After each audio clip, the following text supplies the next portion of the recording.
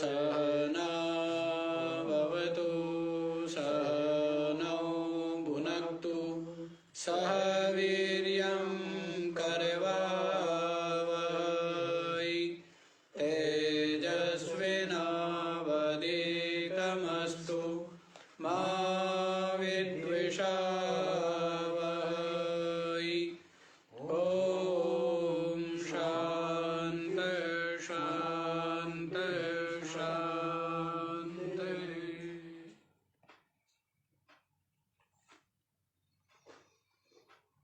हाँ जी, तो क्या बतला दिया है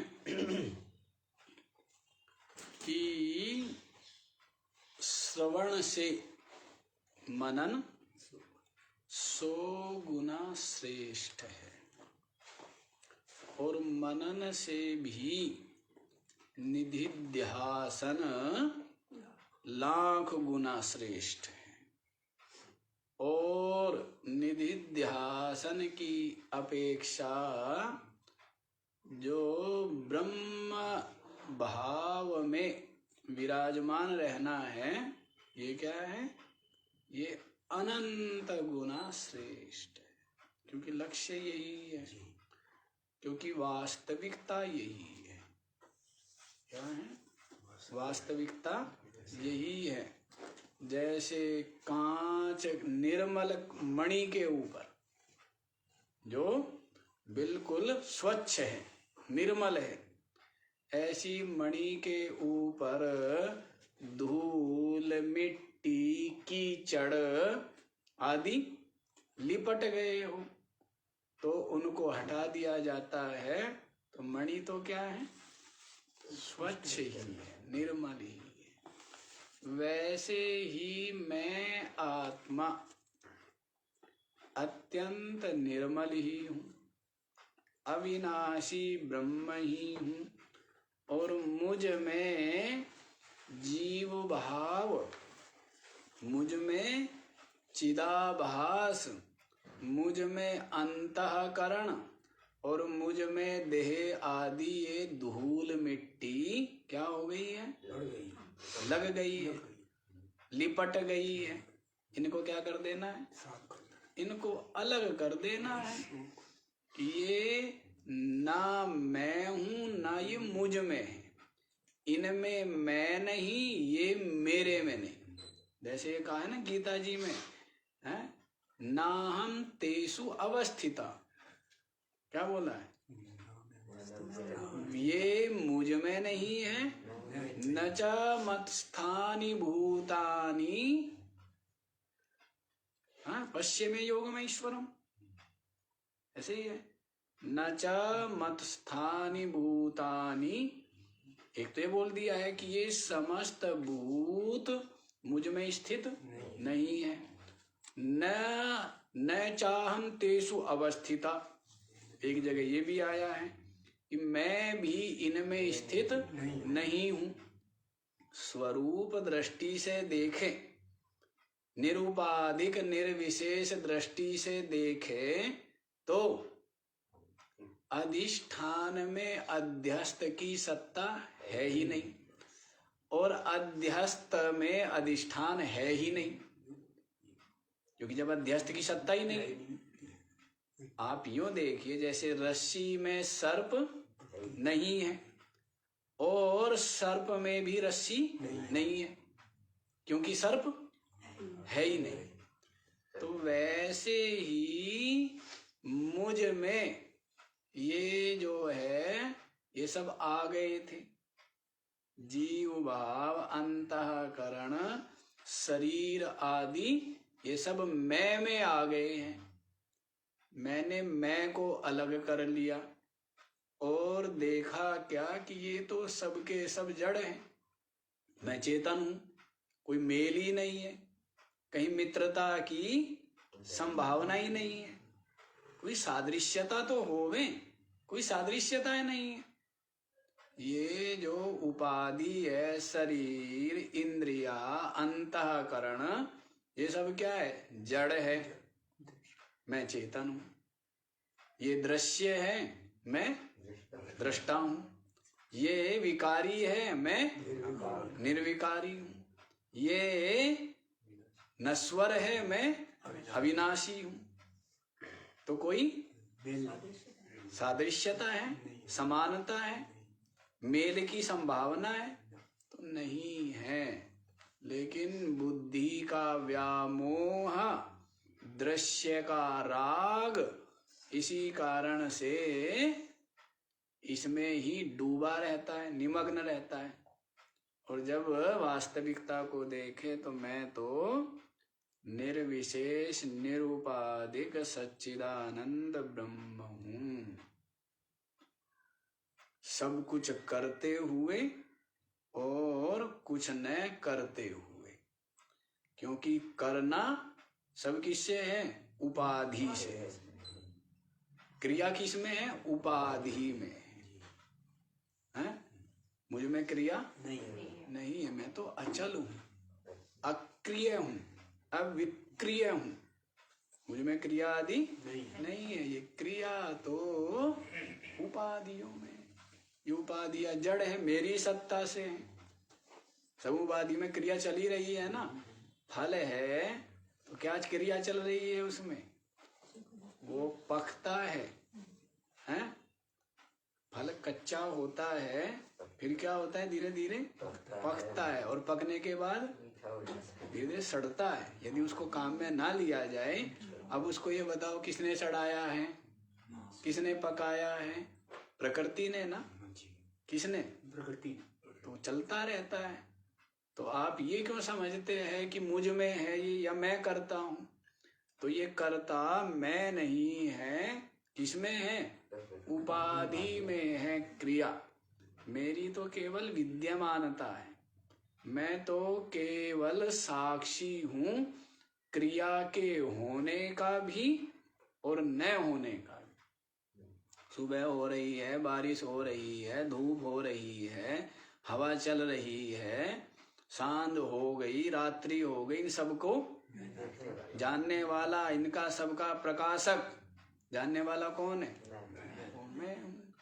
बाकी ये सब करने वाला मैं नहीं हूँ। ये सब कुछ जड़ प्रकृति में हो रहा है, सब कुछ जड़ प्रकृति में हो रहा है। मैं सर्वथा अकर्ता हूँ, सर्वथा अकर्ता हूँ। इस निर्विकल्प भाव में जिसका चित्त प्रतिष्ठित है, इसको निदिध्यासन से अनंत गुना क्या बताया है? श्रेष्ठ बताया है। यही ब्रह्म भाव में रहो, निर्विकल्प भाव में। ठीक है कि महाराज हमें तो बाल बच्चों का वो करना है, पालन पोषण करना है, ये करना है, वो करना है, तो फिर वही कर लो बस। फिर क्या करो? फिर वही कर लो।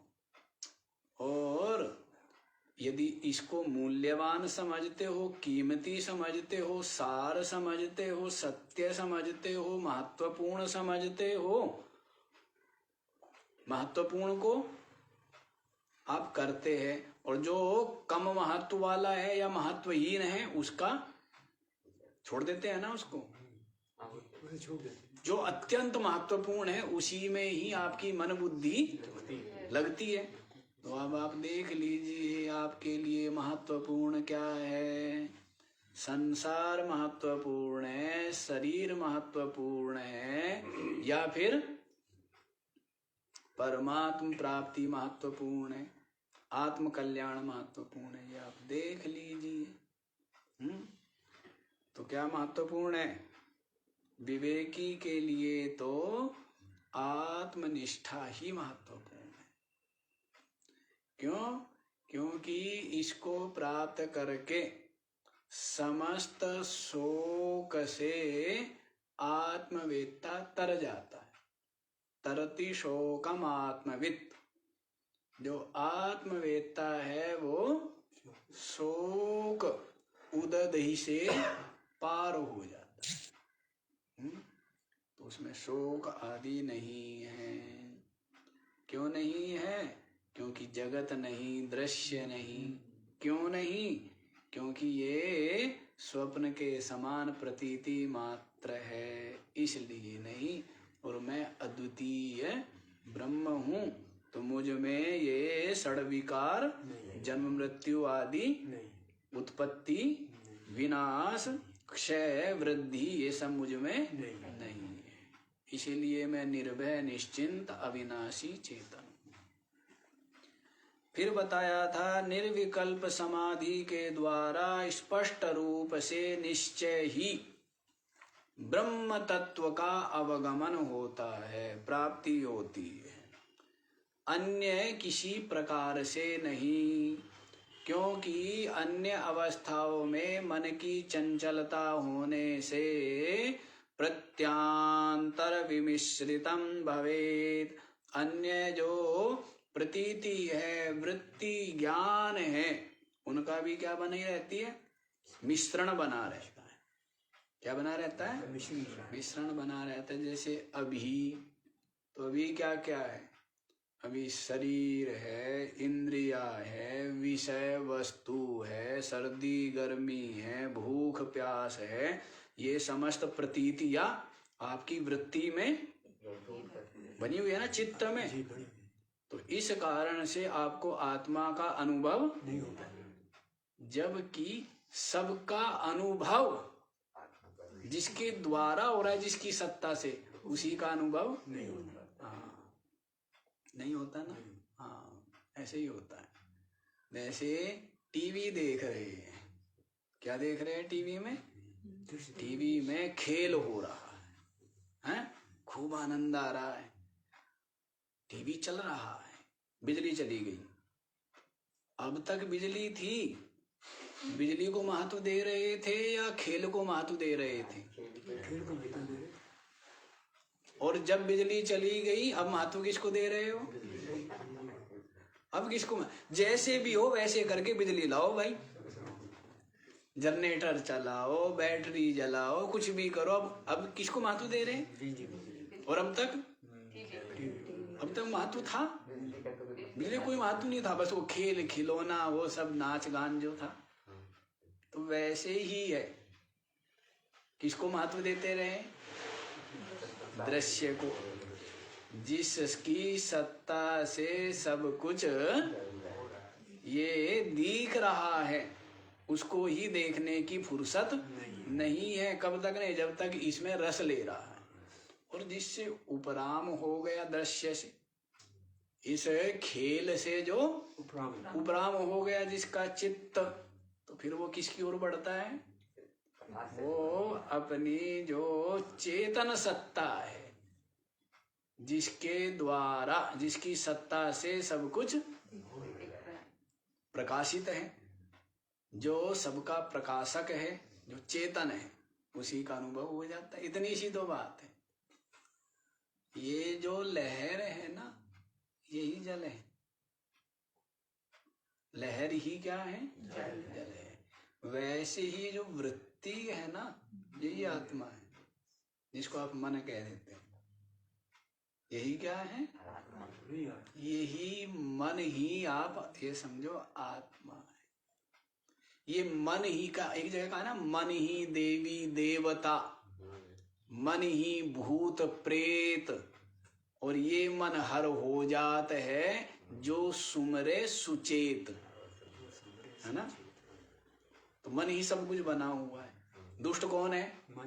सज्जन कौन है? साधु कौन है? पुरुष कौन है? स्त्री कौन है? सब कुछ तो मन है। वैसे ही भाव, विषय कौन बना है? वस्तु कौन बना है? पदार्थ कौन बना है? कौन बना है? सब मन बना है। और ये मन ही क्या बन जाता है? जब सबकी आसक्ति छोड़ के अपनी ओर लौट जाता है, अपने केंद्र में, तो यही क्या हो जाता है? यही ब्रह्म है। यही ब्रह्म है। लहर जो है ना, वही क्या बताया आपको? वही जल है।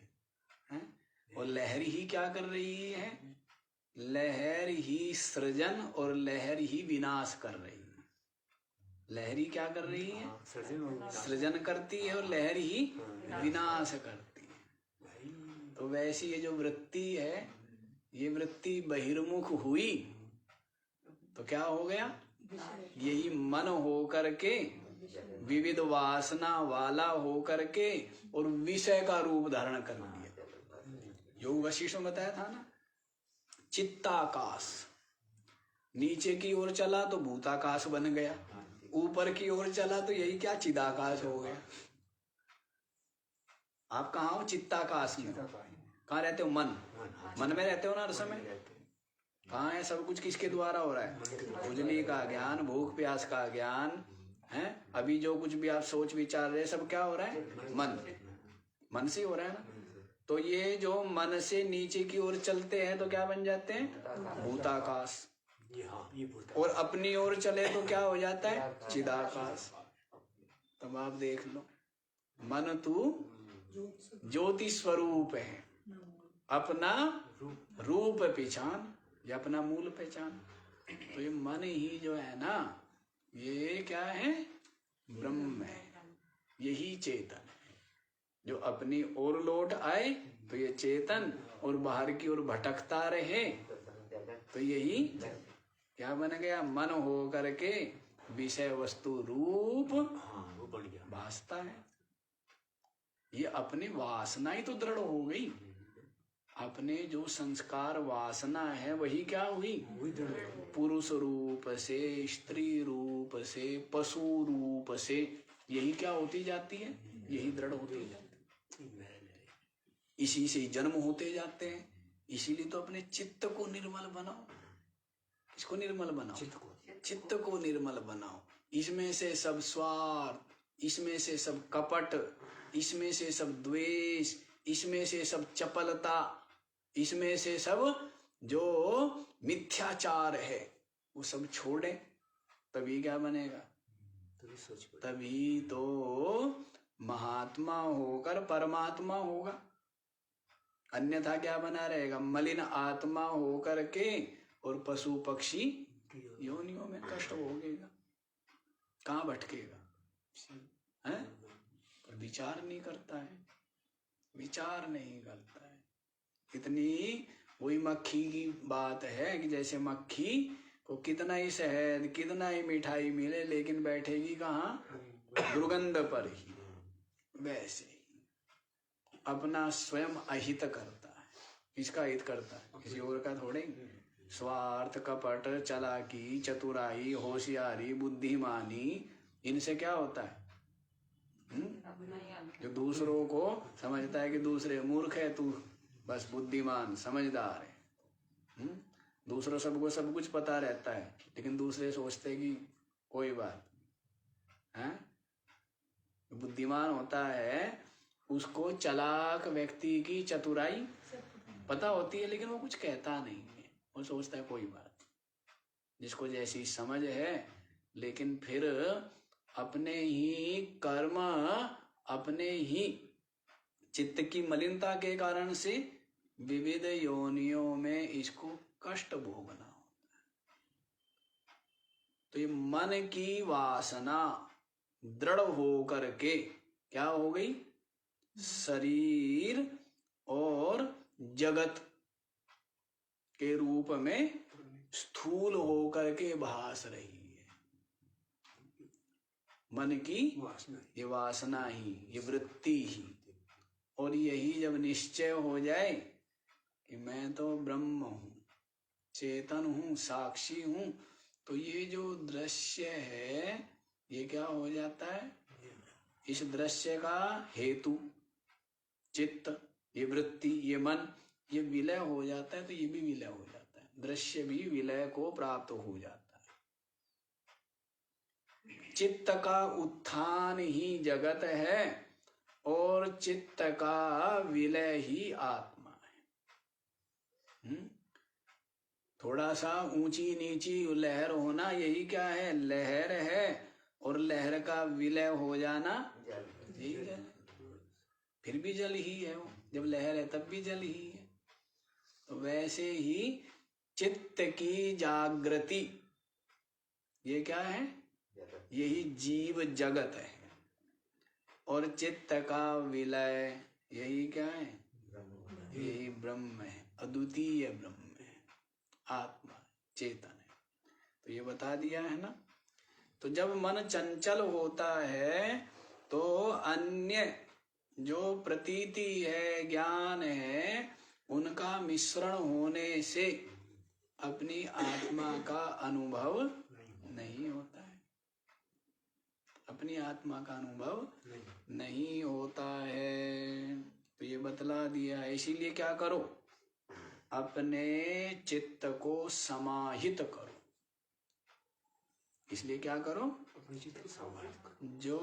जो जिज्ञासु अपनी आत्मा का अपरोक्ष अनुभव करना चाहता है, उसको क्या करना पड़ेगा, अपने चित्त को समाहित करना पड़ेगा।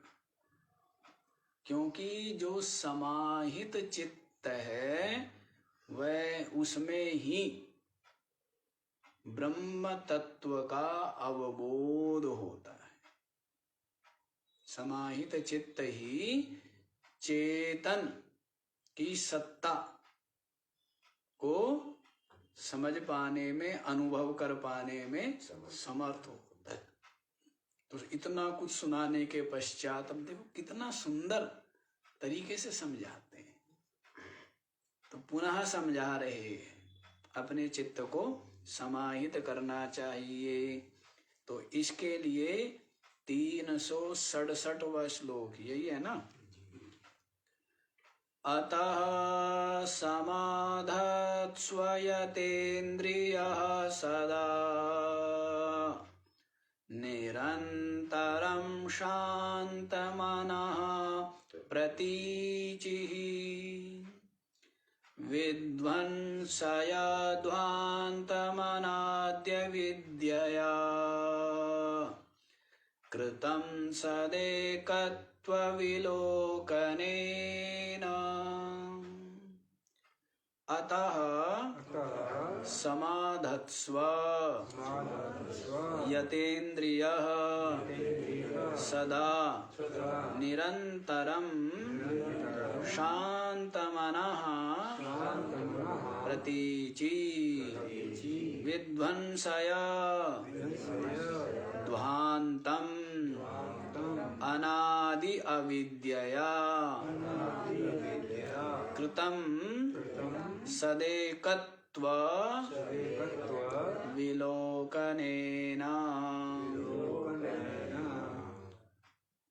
अतः इसलिए क्या कह रहे हैं, इतना सुनाने के पश्चात अब क्या कह रहे हैं, आदेश दे रहे हैं।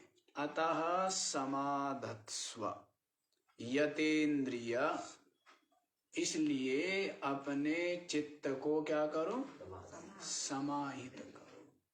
क्या करो, समाहित करो। अब जिसकी इंद्रिया चंचल है उसका चित्त समाहित हो सकता है?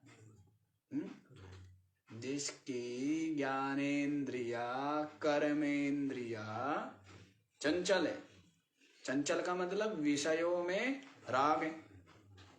चंचलता का मतलब क्यों है? जैसे मान लीजिए चक्षु चंचल है, तो क्यों? क्योंकि रूप में राग है। वैसे ही श्रोत्रेंद्रिय क्या है, चंचल है। क्यों?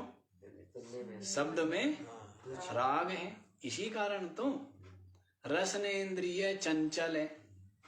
क्यों है? रस में राग है, स्वाद में राग है। इसी कारण से तो कह रहे हैं मन को समाहित करो। क्या करना है, चित्त को समाहित करो। यतेन्द्रिय, लेकिन जब इंद्रिया संयत नहीं होगी तो चित्त समाहित नहीं होगा। यतेन्द्रिय समाधत्स्व, संयतेन्द्रिय हो करके सदा निरंतर, ऐसे नहीं कभी छोड़ देवे और कभी पकड़ लेवे। कभी तो क्या करें, उसको छूट दे दे और कभी उसको वश में कर ले। तो ऐसा नहीं है, सदा माने निरंतर सदा माने निरंतर। ये अभ्यास, ये प्रयास, ये क्या है? साधक के लिए अभ्यास और प्रयास है। लेकिन जिसको संपूर्ण दृश्य की असारता का अनुभव हो गया तो उसकी इंद्रिया और उसका चित्त तो स्वाभाविक रूप से ही क्या रहेंगे? समाहित रहेंगे। ये भेद है ना? हाँ जी, समझ आ रहे? जब तक इसकी असारता का अनुभव नहीं हुआ, दृश्य में सुख बुद्धि है, प्रीति है, तब तक क्या करता है साधक? प्रयत्न पूर्वक अपने मन और इंद्रियों को विषयों से हटाता है, अलग करता है। लेकिन जब इसकी असारता का अनुभव हो जाए तो उसके पश्चात स्वाभाविक बिना यत्न के, बिना प्रयत्न के ही इंद्रिया और मन इनसे उदासीन, उपराम बने रहते हैं। क्या बने रहते हैं? इनसे उदासीन बने रहते, उपराम बने रहते हैं।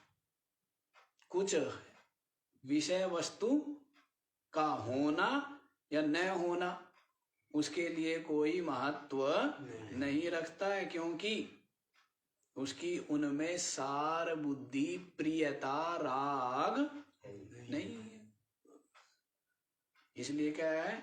स्वाभाविक ही उसका चित्त निरंतर उपरत है। लेकिन जो आरंभिक साधक है या मध्यम कोटि के साधक है, उनको क्या कह रहे हैं? निरंतर संयतेंद्रिय हो करके चित्त समाधत्स्व, अपने चित्त को क्या करो? समाहित करो। अधिकतर साधक तो ऐसे ही है ना?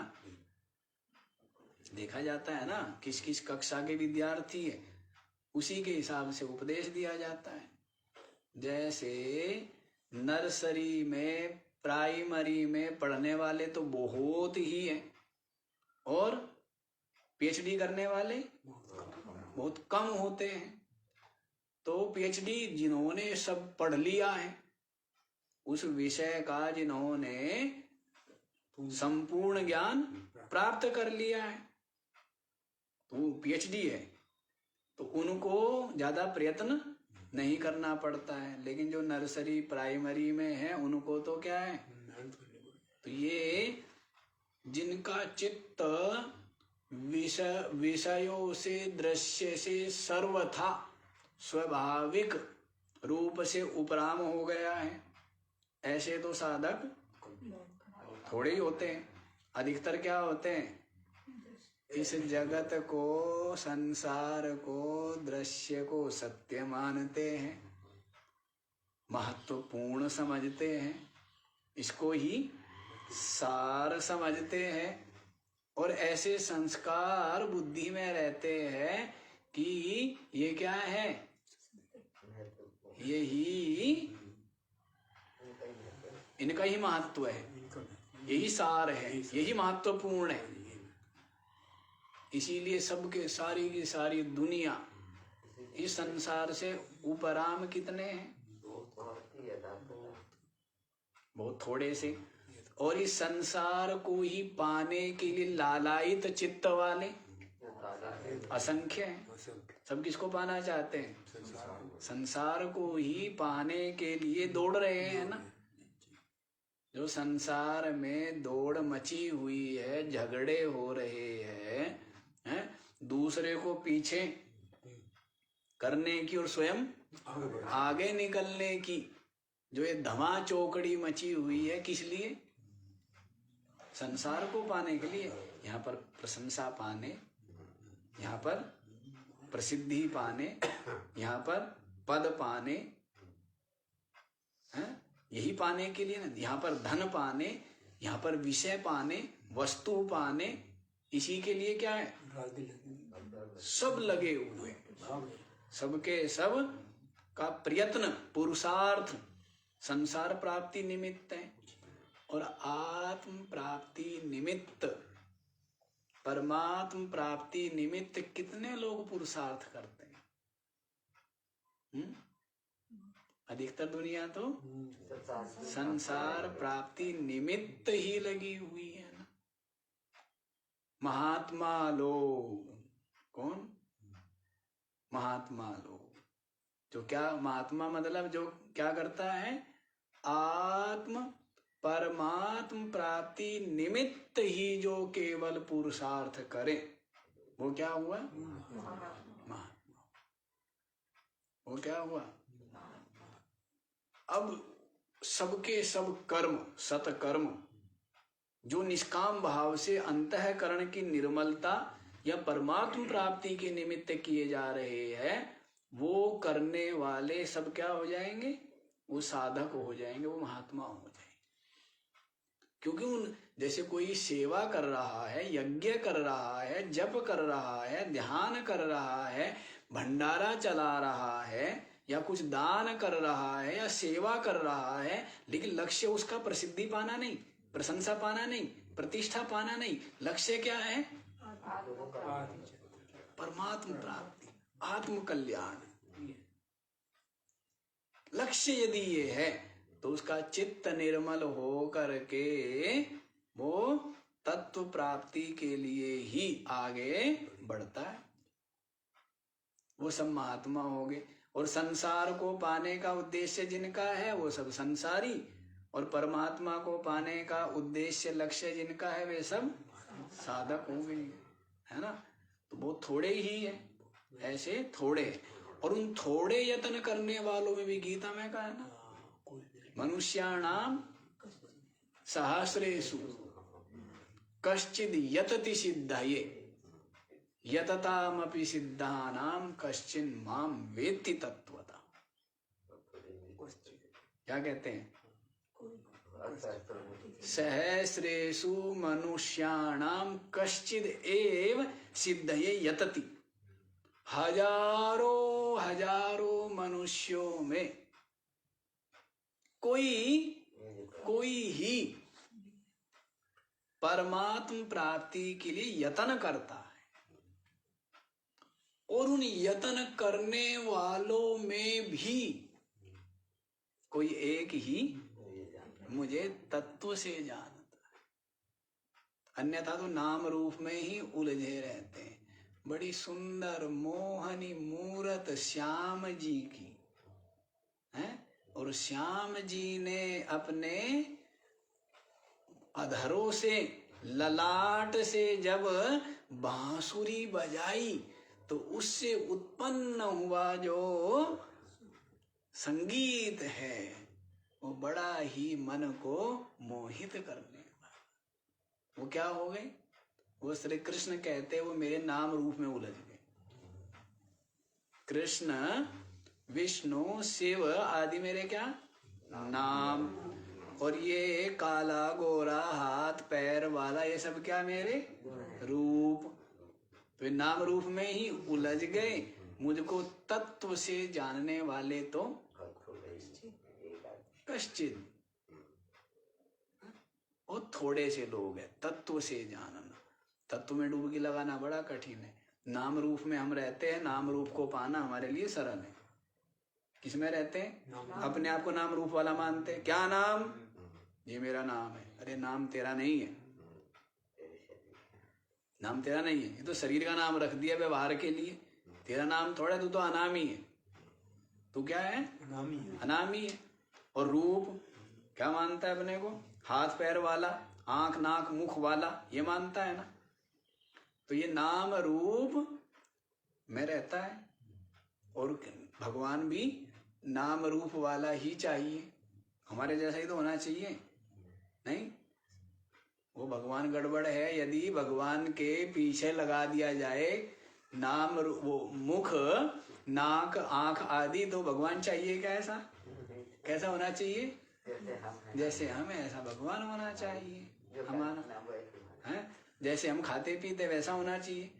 नंग लड़ंग भी नहीं होना चाहिए भगवान हमारा। कैसा होना चाहिए? जैसे हम कपड़े पहनते हैं वैसे ही वो भी कपड़े पहनना चाहिए ना। और जो हम कपड़े ना पहने तो भगवान भी कैसा होना चाहिए? हाँ? दिगंबर होना चाहिए। तो जैसे हम वैसा ही हमारा भगवान, हाँ? ऐसा ही तो होना चाहिए ना। ऐसे ऐसे बना लेते हैं। तो श्री कृष्ण कहते हैं कि नाम रूप से तो मुझे जानने वाले फिर भी है, लेकिन मुझे तत्व से जानने वाले तो बहुत थोड़े ही है, अधिक नहीं है। तो इसीलिए कह रहे हैं जी देखो, अपने चित्त को क्या करो? समाहित करो। यतेंद्रिय सन, उसके लिए क्या करना पड़ेगा? पहले इंद्रियों को संयत करना पहले। तो संयत इंद्रिय हो करके निरंतर अपने चित्त को समाहित करे और निरंतरम शांत मनः प्रतीचि। और क्या करें? कहाँ समाहित करना है? सदा सर्वदा। निरंतरम माने व्यवधान रहित। प्रतीचि जो अपना प्रत्यगात्मा है उसमें शांत मनः समाधत्स्व, शांत मन हो करके उसमें ही अपने चित्त को समाहित करो। समझ आया है? क्या समझ आया है? इसलिए, किस लिए? इसलिए कि निर्विकल्प समाधि के द्वारा ब्रह्म तत्व की प्राप्ति होती है। पीछे बताया ना, 366 श्लोक में क्या बताया? निर्विकल्प समाधि के द्वारा। निर्विकल्प समाधि क्या? मैं ब्रह्म हूं, इस ब्रह्म में ही, इस चिद स्वरूप में ही चित्त का ठहर जाना, टिक जाना, विलय हो जाना, संपूर्ण संकल्प त्याग करके, यही क्या है? ये निर्विकल्प समाधि। और निर्विकल्प समाधि के द्वारा स्पष्ट रूप से ब्रह्म तत्व का क्या होता है? प्राप्ति होती है, अनुभूति होती है। इसलिए यतेंद्रिय होकर, शांत मन होकर, क्या? संयतेंद्रिय होकर, शांत मन होकर, सदा निरंतर व्यवधान रहित प्रतीचि समाधत्स्व, अपने चित्त को प्रत्यगात्मा में ही समाहित करो। अर्थात यही वृत्ति में विचार, यही बोध रहे कि मैं ब्रह्म हूं, ना मैं शरीर हूं, ना मैं इंद्रिया हूं, ना मैं प्राण हूं, ना मैं मन हूं, ना मैं बुद्धि हूं। मैं चेतन हूं, मैं आत्मा हूं, ब्रह्म हूं, साक्षी हूं। निरंतर वृत्ति में यही क्या है? यही विचार, यही विवेक, यही बोध बना रहे, यही बना रहे, मैं ब्रह्म हूं। ये सब किस में हो रहा है? रोग आदि शरीर में है, भूख प्यास आदि प्राणों को है, सर्दी गर्मी आदि शरीर को है, सुख दुख आदि ये अनुभव मन को हो रहा है। ये विचार, ये चिंतन, ये निश्चय, ये अहम किसमें है? अंतःकरण में है। मैं तो साक्षी हूं, चेतन हूं, आत्मा ब्रह्म। ऐसा बोध, ऐसा विचार, ऐसा निश्चय निरंतर बना रहना, यही क्या है? प्रत्यगात्मा में अपने चित्त को समाहित करना है। यही क्या बतलाया है? प्रतीचि समाधत्स्व, प्रत्यगात्मा में अपने चित्त को समाहित करो। विध्वंसया ध्वान्तमनाद्य विद्यया। और क्या कह रहे हैं? देखो, ये जो ध्वांत है ना, अंधकार, क्या? अंधकार। अंधकार में क्या होता है? टकराते रहते हैं, कभी मेज से, कभी दीवार से, कभी कुर्सी से, कभी बर्तनों से। क्या होते हैं? टकराते रहते। तो और प्रकाश हो जाए तो स्पष्ट हो जाते, निर्भय हो जाते।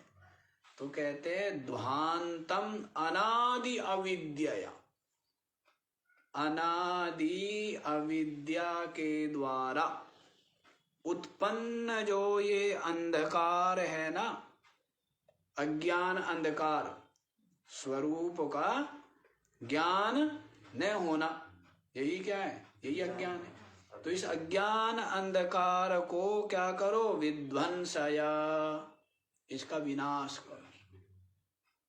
अज्ञान अंधकार का विनाश करो। कैसे? सदेकत्व विलोकनेन। क्या करना चाहिए? सदैव, सद माने जो सद है, जो चेतन है, आत्मा है, ब्रह्म है, उसकी एकत्व विलोकनेन। वह अद्वितीय ब्रह्म मैं हूँ, निरंतर यही दृष्टि रखते हुए, यही निश्चय रखते हुए, तो क्या हो जाएगा? अनादि अविद्या से उत्पन्न जो अज्ञान अंधकार है, ये विध्वंसया, विध्वंस हो जाएगा, नष्ट हो जाएगा। ये अज्ञान अंधकार नष्ट हो जाएगा। लेकिन क्या? सदेकत्व विलोकनेन, निरंतर क्या देखना? सद का, सद, सद जो उसका एकत्व, सद जो आत्मा है, ब्रह्म है, उसका क्या देखना है? एक ही है। अब जब आप सो जाते हो तब कितने होते हो? ये दृश्य होता है क्या? और पुत्र, स्त्री, माता, पिता, भाई, बंधु, बहन, कोई होता है?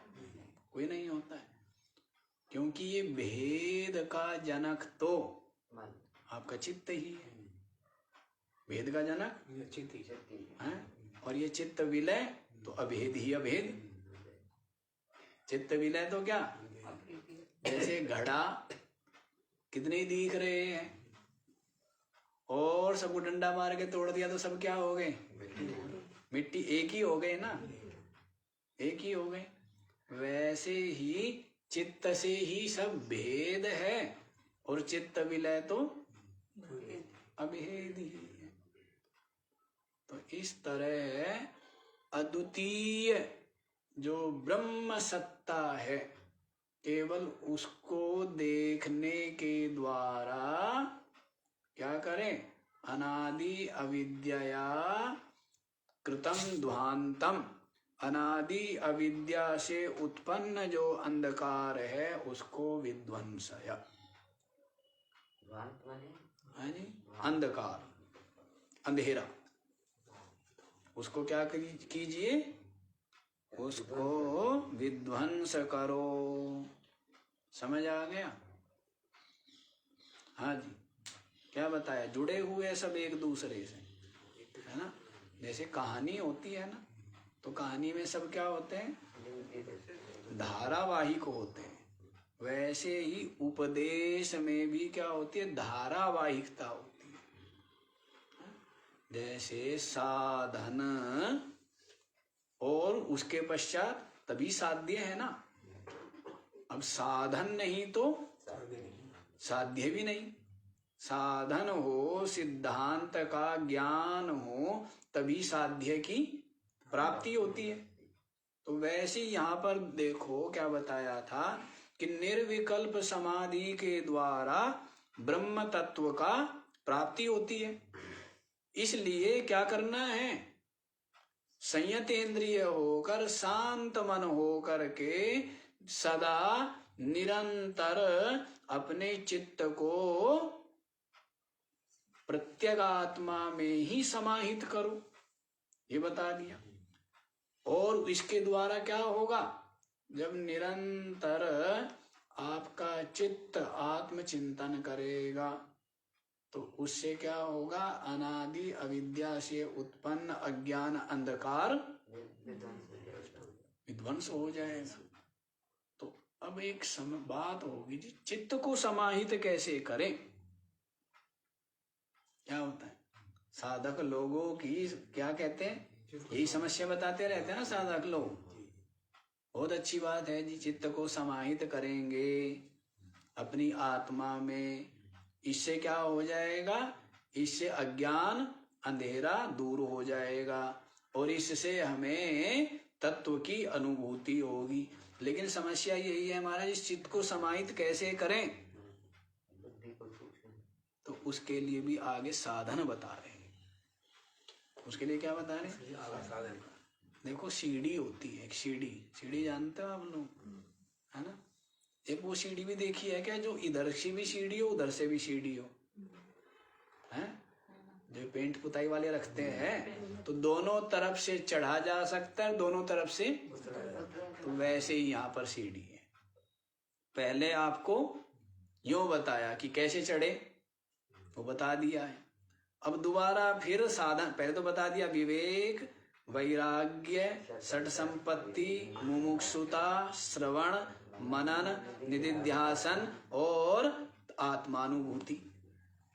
अब ये बता रहे आत्मानुभूति के लिए निदिध्यासन करना पड़ेगा।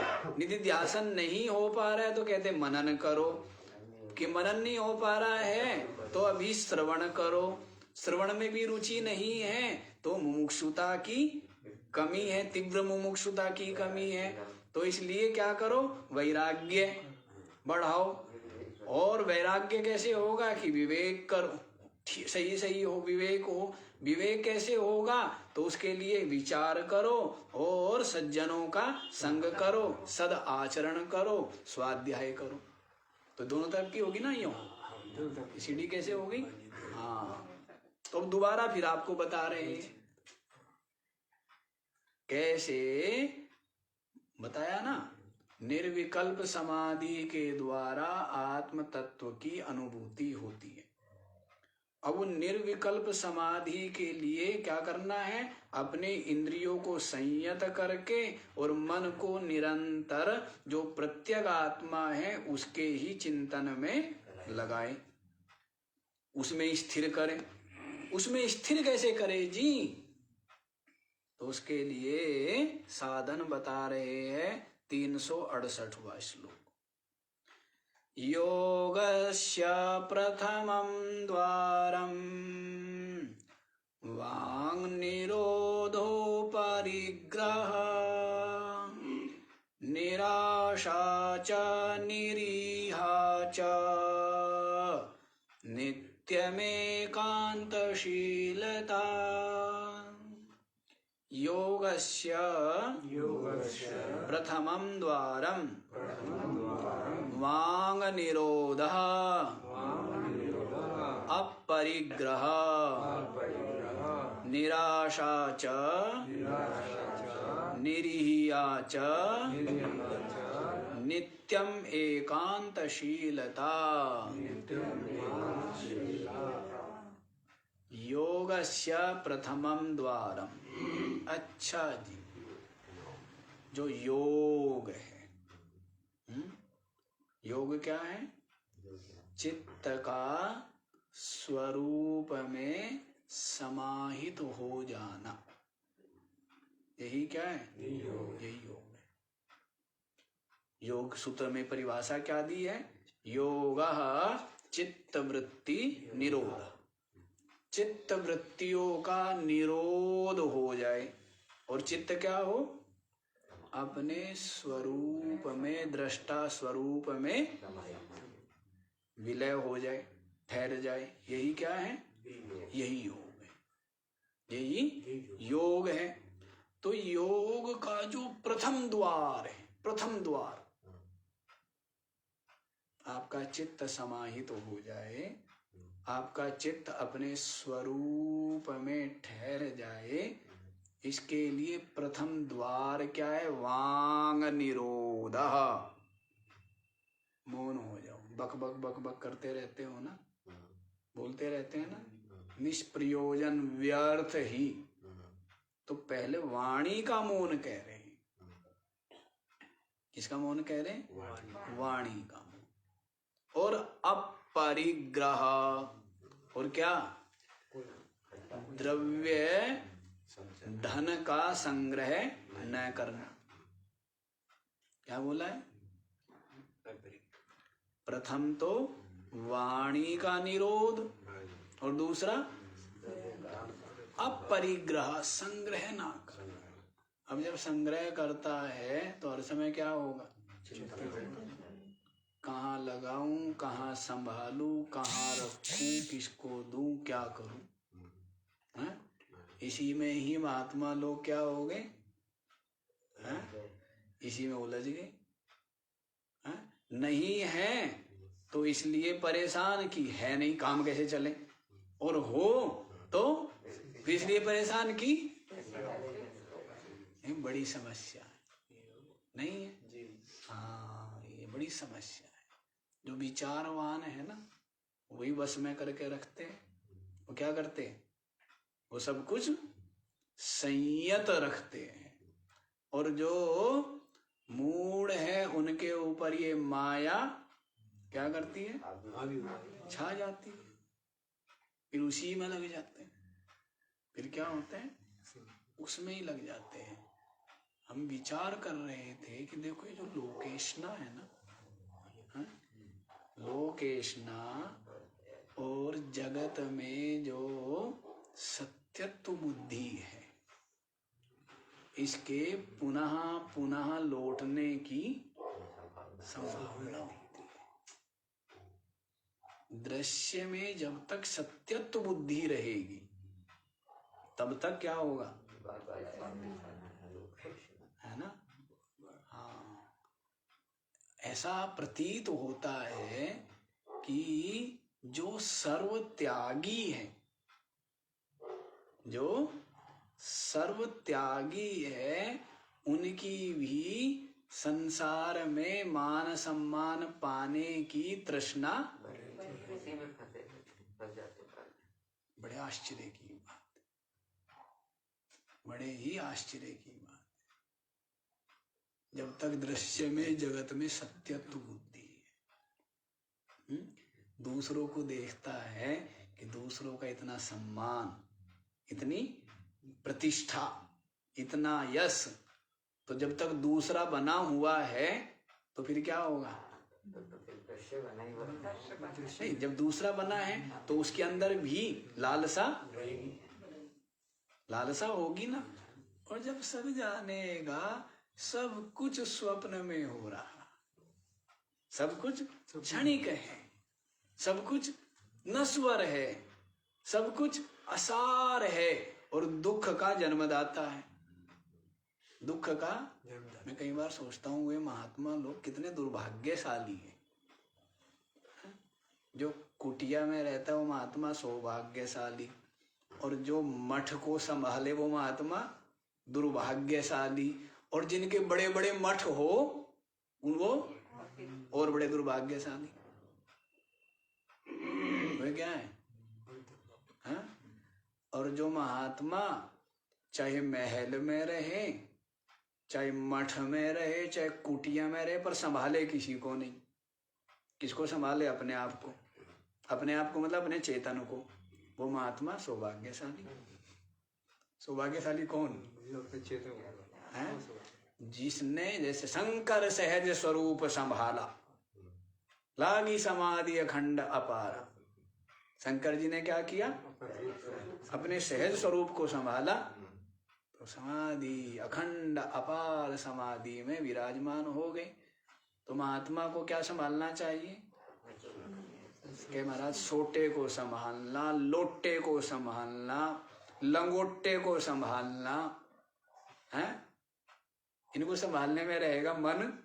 जैसे सुखदेव जी का मन क्या है कि मेरी लंगोटी सूख रही है?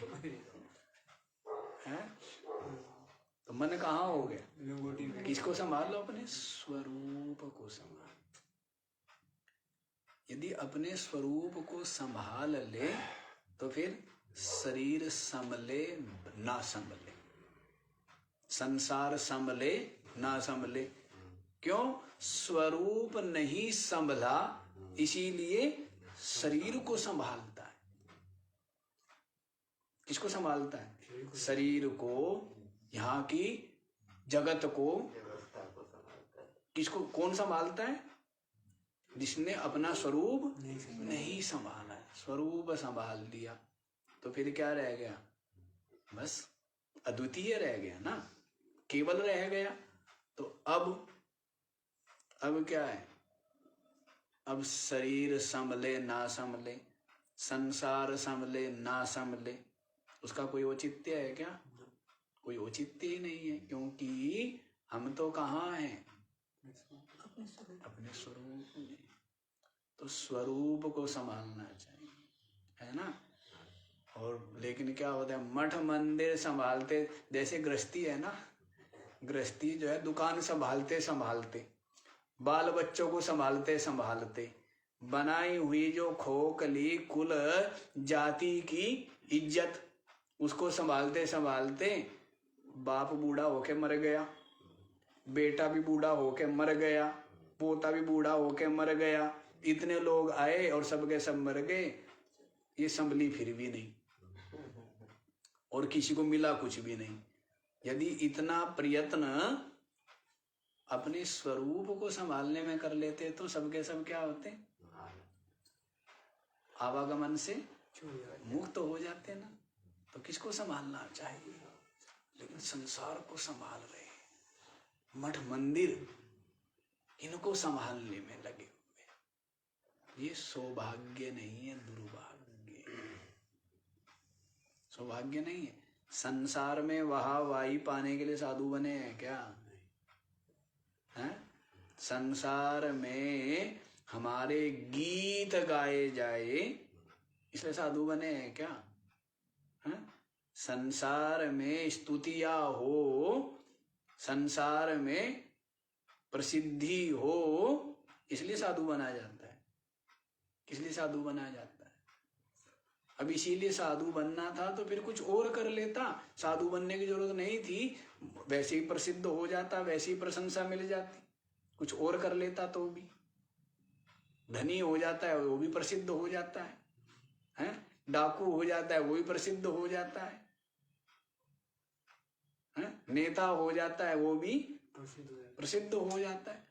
साधु किस लिए? प्रसिद्धि पाने के लिए। ये प्रसिद्धि का रोग ऐसा है ना, ये साधु क्या, त्यागी क्या, विरक्त क्या, अच्छे को चिपट। जैसे कोरोना पता नहीं किसको लग जाए, कहां से लग जाए, वैसे ही क्या ये जो लोकेशने का रोग है ना,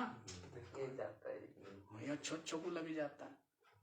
और जो इससे बच गए, जो अत्यंत विचारवान, जो अत्यंत विवेकी है, वही बच सकते हैं इससे। इससे बचना दुष्कर है। इससे बचना क्या है? दुष्कर है। कहा ना, कंचन तजना सहज है, सहज त्रिया का नेह, मान बढ़ाई दुर्लभ तजनी है। तीनों आ गई, तीनों आ गया ना, कंचन, कामिनी और लोकेशना। क्या आ गया? तीनों आ गया ना। धन और कामनाएं और प्रसिद्धि, लोकेशना, जिसको तीन बोला ना, पुत्रेशना, वित्तेशना और तीनों आ गई है। इसीलिए बोल दिया अपरिग्रह, परिग्रह न करना, संग्रह न करना। जो आवश्यकता से अधिक है उसका संग्रह न करना। अपनी आवश्यकता से अधिक जो है उसका संग्रह न करना, यही अपरिग्रह है। और निराशा च, कोई आशा न रखना। निरीहिया च, और किसी प्रकार की कामना न रखना। ईहा, ईहा माने इच्छा, कोई ईहा न रखना। और नित्यम एकांतशीलता, और नित्य ही क्या है? एकांत में रहने का स्वभाव। एकांत में रहने का। बाबा जी क्यों आ गए बाजार में? हैं? बाबा जी बाजार में क्यों आ गए? तो इसलिए आ गए क्योंकि कुछ ना कुछ आशा, कुछ ना कुछ इच्छा, कुछ ना कुछ संग्रह की वृत्ति। इसलिए बाबा जी कहाँ आ गए? बाजार में आ गए। अब बोली किसकी लग रही? बाबा जी की बोली लगने लग गई। ये तो होता है बाजार में, हैं? तमाशा देखने वाले खुद तमाशा न बन जाना। तो फिर बोली किसकी लगती? बाबा जी की बोली लगने लगती है। अपनी बोली लगाता है गाड़ी से, मठ से, हैं? यदि बड़ी गाड़ी बड़ा मठ तो बड़े बाबा, हैं? और नहीं छोटा मठ तो छोटे बाबा। तो बोली लगने लगी ना बाबा जी की। क्या हो गई? अब बताओ, मठ आपसे है, आप मठ से हो?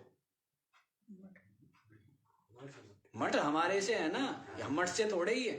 वस्त्र हमारे से है या हम वस्त्रों से हैं?